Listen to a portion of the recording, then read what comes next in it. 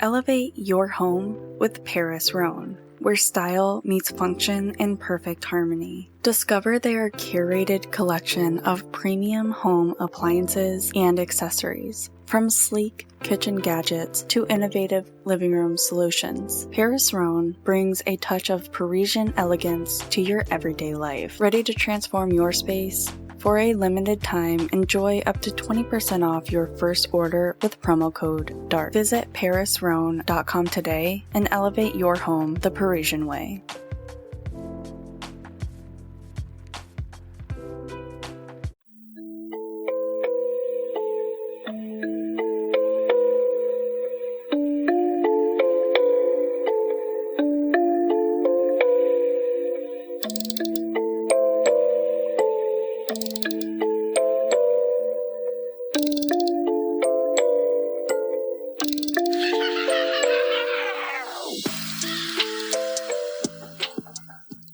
Welcome to Dark Crossroads Podcast, hosted by Roxanne Fletcher. This is your stop for all things true crime and paranormal. From the infamous story of the New Bedford highway killer to the chilling tale of the Black-Eyed Children, Dark Crossroads Podcast is a truly deep dive into the stories that frighten and fascinate you. All links to the show will be provided in this episode's description. And don't forget to let us know what you think of today's episode.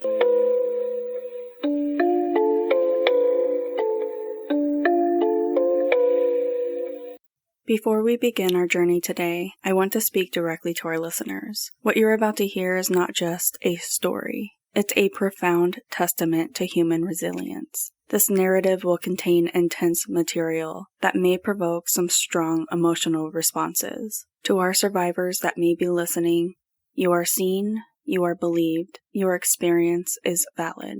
The late 1970s and California was a complex landscape. Hitchhiking was a commonplace. Societal awareness about personal safety was dramatically different from today's world, and young people often navigated the world with a sense of openness that now seems almost unimaginable. Mary was not just a statistic or victim to be. She was a complex, vibrant teenage girl with her own dreams, personality, and inner world. Born and raised in California, she embodied the spirit of a generation finding its independence. Her family background was rooted in a typical middle-class California experience. They represented a supportive, nuclear family structure that provided Mary with a foundation of stability. Her parents had worked hard to create a nurturing environment, hoping to give their daughter opportunities they might not have had themselves. Mary was described by those who knew her as an independent and curious teenager. She possessed a slightly rebellious spirit that was common among young people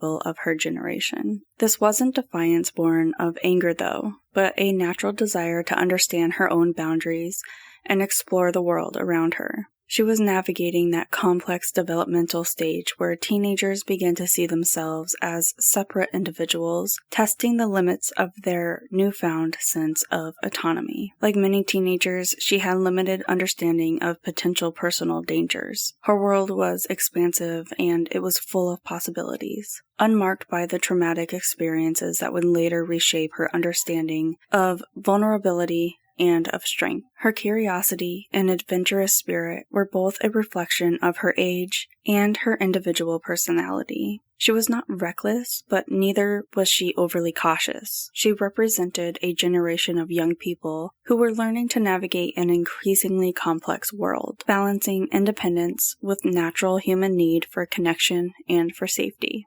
Lawrence Singleton. He wasn't a monster, he was disturbingly ordinary. A 50-year-old Marine and merchant seaman with a seemingly unremarkable life. This ordinariness made his actions even more terrifying. To most casual observers, Singleton would have appeared to be a typical middle-aged man, someone who might have been your neighbor, your colleague, or a friendly face in a local diner. His background was equally mundane. As a merchant marine, he had traveled extensively, lived a life that appeared conventional on the surface. He had no significant prior criminal record that would have marked him as dangerous. This was a man who could blend seamlessly into the fabric of everyday society. A chilling reminder that perpetrators of violence often look surprisingly normal. On a warm September evening in 1978, 15-year-old Mary Vincent set out on a journey that would forever change her life and would change the landscape of criminal justice in America.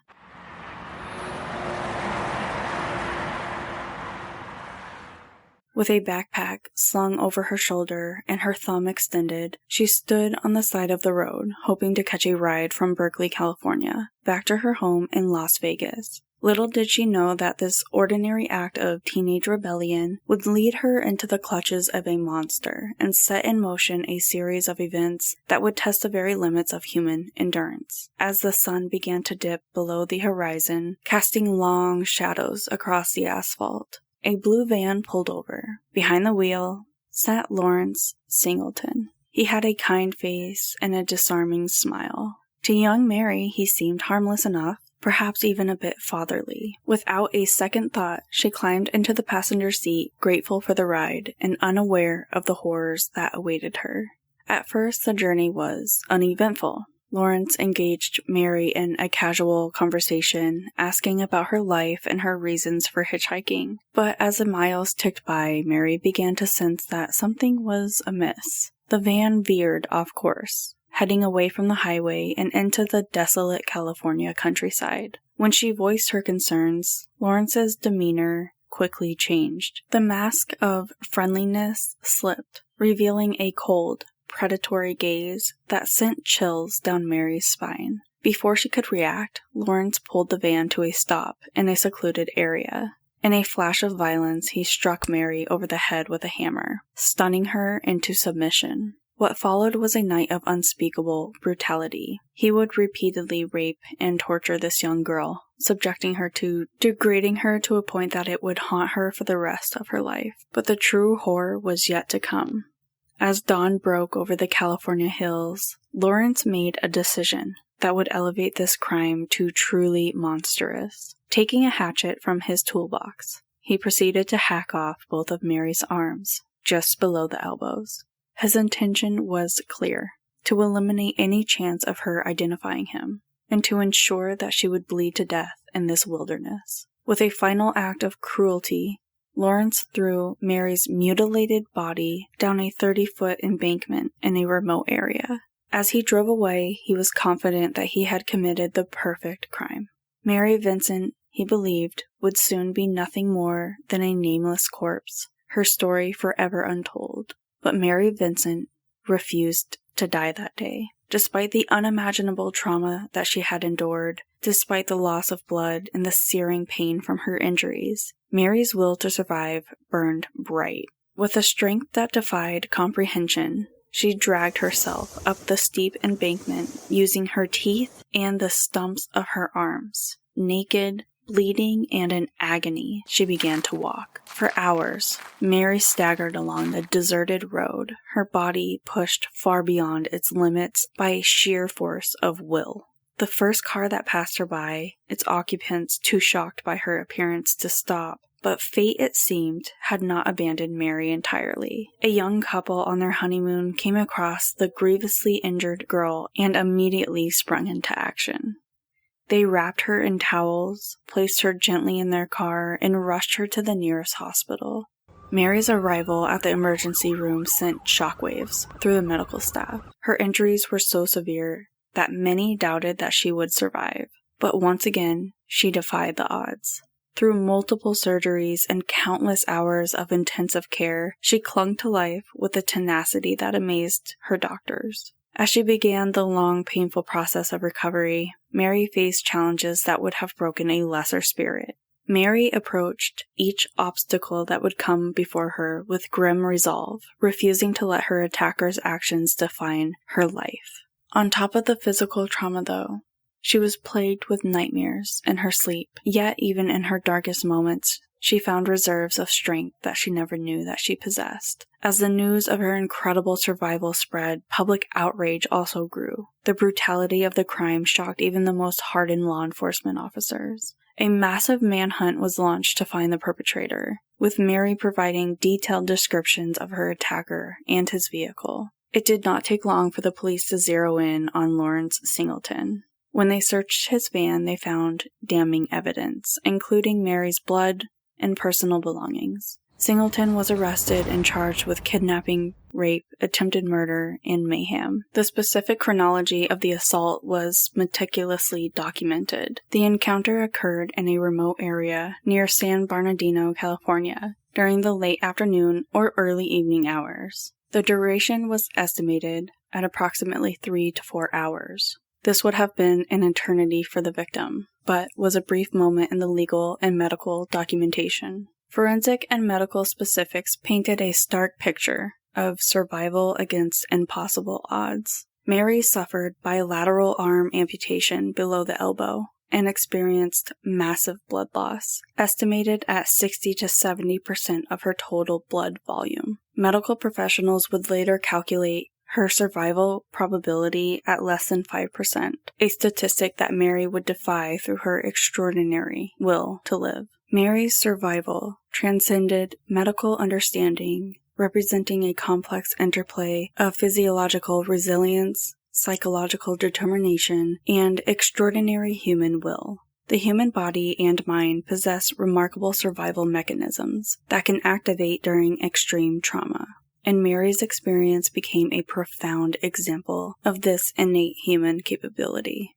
Her shock response prevented an immediate system shutdown, a biological miracle that allowed her to maintain consciousness and motor function despite catastrophic physical injuries. Medical professionals would later describe her pain tolerance as unprecedented, suggesting a combination of adrenaline-driven cognitive override and an incredibly strong survival instinct. The walking narrative of her survival became almost mythical in medical circles. After the attack on her, she traveled, bleeding profusely, traumatized beyond comprehension, yet she still moved. Each step represented a rebellion against her circumstances, a fundamental refusal to surrender to the violence inflicted upon her. Her journey was not just physical movement, but a metaphorical and literal path of resistance. Doctors who treated Mary would spend years discussing her case in medical conferences and journals. They described her survival as statistically impossible and a medical anomaly. Her body's ability to maintain critical functions, her psychological resilience, and her physical endurance challenged everything medical science understood about the human survival under extreme traumas.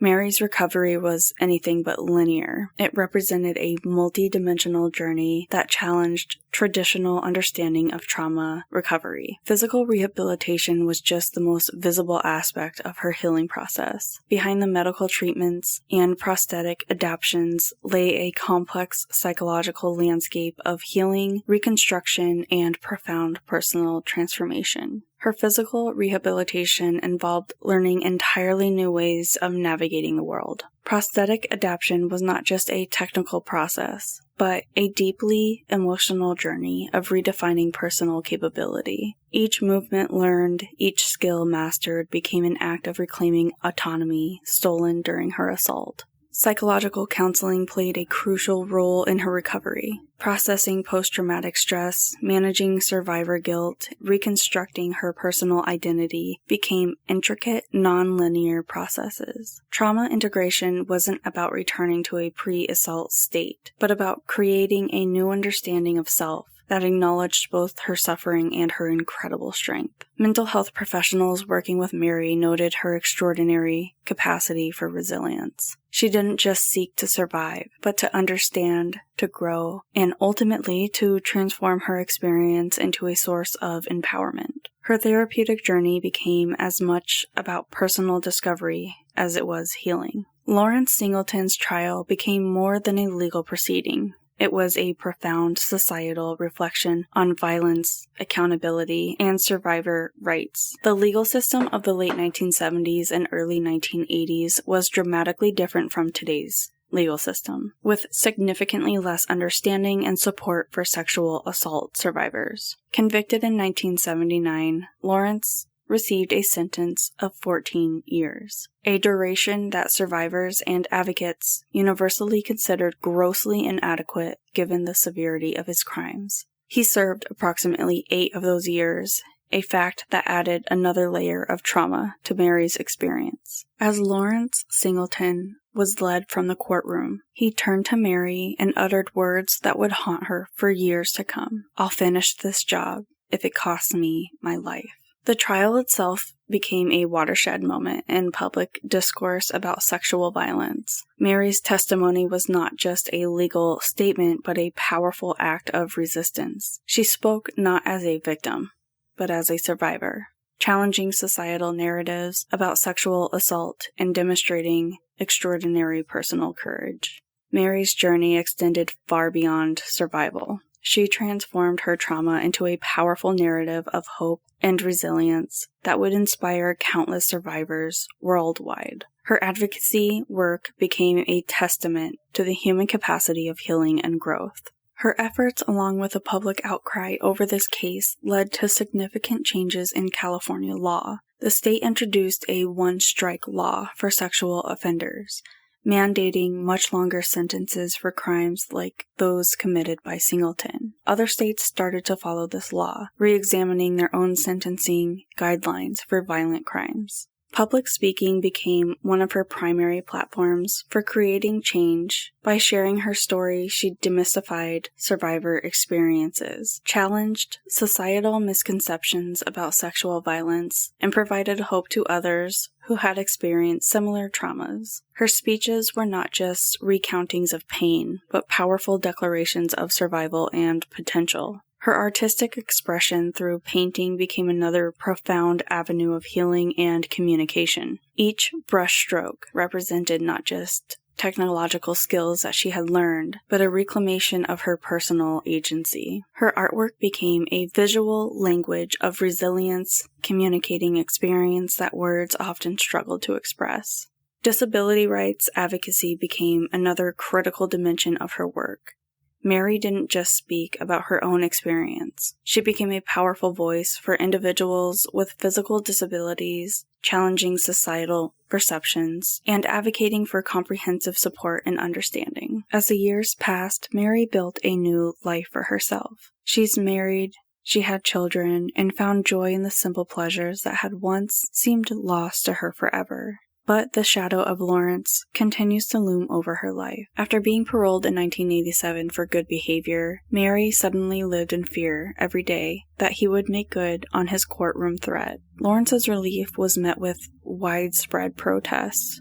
No community wanted to house the man the media had dubbed the Mad Chopper. He was moved from town to town while on probation, facing angry mobs and threats of violence wherever he went. Finally, he was housed in a trailer on the grounds of San Quentin Prison, the only place that authorities could guarantee his safety. For Mary, his release was a painful reminder of the trauma that she had endured, but she refused to let fear dictate her life. Instead, she redoubled her efforts as an advocate, using her story to push stronger protections for crime victims and harsher punishments for repeat offenders. Tragically, Mary's worst fears about Lawrence were realized, though not in a way that she had imagined. In 1997, 10 years after his release from prison, Lawrence was arrested in Florida for the brutal murder of Roxanne Hayes, a sex worker. The crime bore chilling similarities to his attack on Mary, a fact that weighed heavily on her conscience. When asked to testify at Singleton's Florida trial, Mary did not hesitate. Despite the pain and trauma that it would cause her, she knew she had to do everything in her power to ensure that Lawrence Singleton would never hurt anyone again. Her testimony, as powerful and as moving as it had been years before, helped secure a conviction and death sentence for Lawrence Singleton. Lawrence died of cancer on death row in 2001, never having faced execution for his crimes. For Mary, his death brought a complex mix of emotions, relief that he could never hurt anyone again, but also a sense of unresolved anger that he had escaped true justice for so long.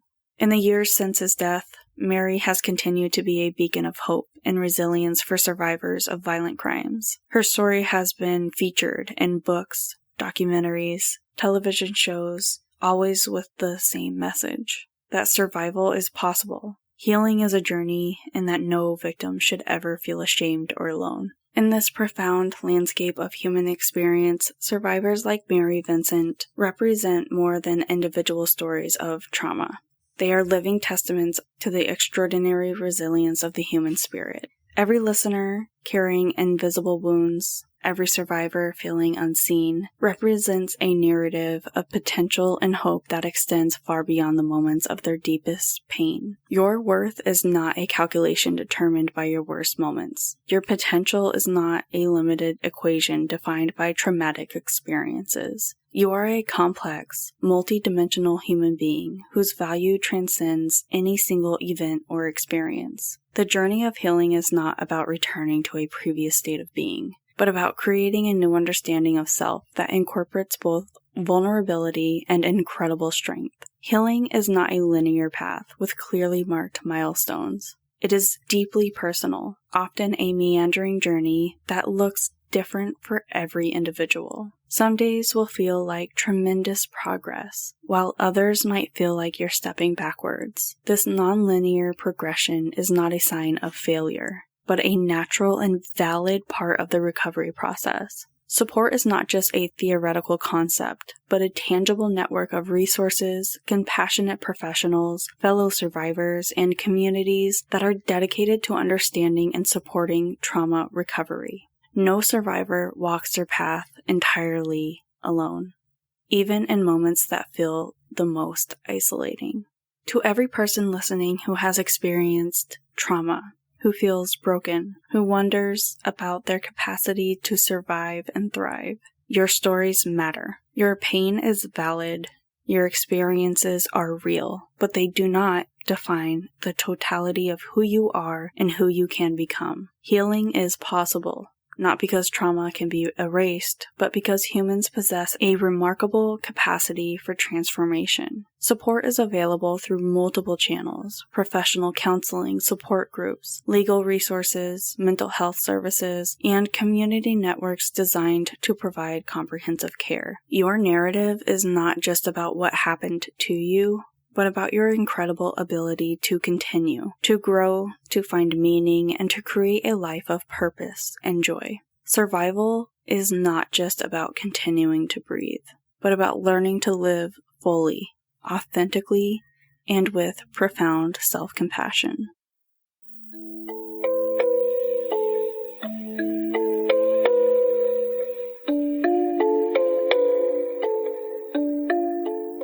Alrighty, so it's that time, guys, to say goodbye. But before I do so, I just want to send a thank you to all of my listeners for your continued love and support, and for sending in cases that you want covered and stories that you want read on the podcast. We truly accept all stories, including scary, paranormal, and funny. Any cases you want covered or stories that you want read on the podcast, just please send them in to darkcrossroadspodcast@gmail.com. Thank you for hanging out again today. You can also find us on all social media platforms. Don't forget to like, share, rate, review, subscribe wherever you're listening to us. You can subscribe to the podcast for bonus information. There is a link in all episodes in the notes that will send you to our subscription page, and with that you will get bonus content, discount on future merch, and a lot of extra goodies. Every single dollar that comes through donations or through our subscription goes straight into the podcast, helping fund research, and it really helps us out and keeps this podcast going. And with all of this said, please don't forget to be weird, stay different, and don't trust anyone.